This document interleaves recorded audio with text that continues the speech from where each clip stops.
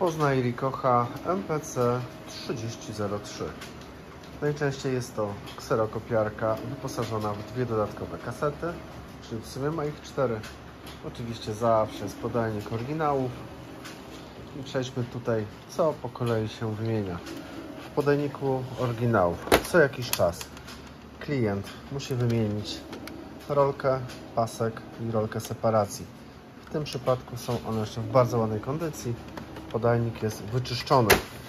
Co jakiś czas po otwarciu podajnika musimy wyczyścić szybę główną i tak naprawdę bardzo ważna ta mała szybka, czy nie ma na niej jakichś kropek, które przerodzą się w kreski. Ricoch jak to Ricoch ma panel operacyjny ruchomy jak każda kopiarka. Wygląda on dosyć skromnie dla porównania z innymi maszynami, z tym co się teraz dzieje.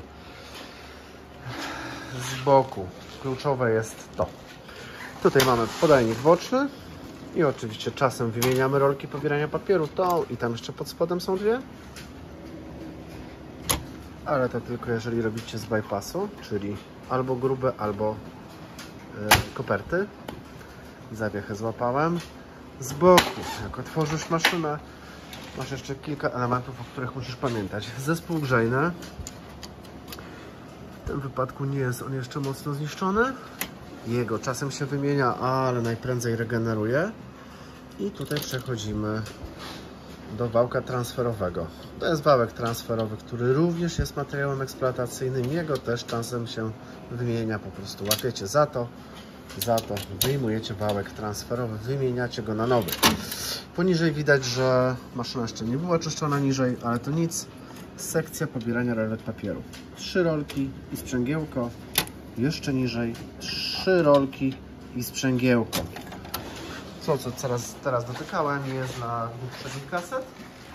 To, co teraz dotykałem, jest dla 2 pierwszych kaset. Taki sam system jest dla 2 kolejnych kaset, jeżeli je macie, bo możecie mieć szafkę. Tutaj też już dobrze widać te rolki.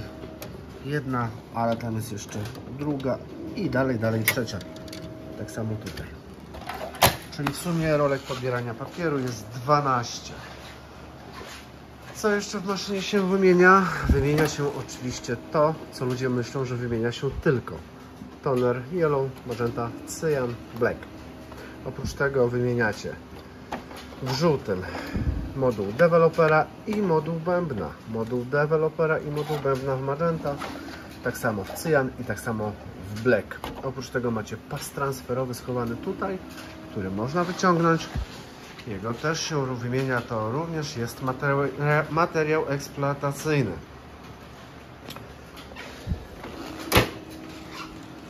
Maszyna wykonuje około 30 kopii na minutę.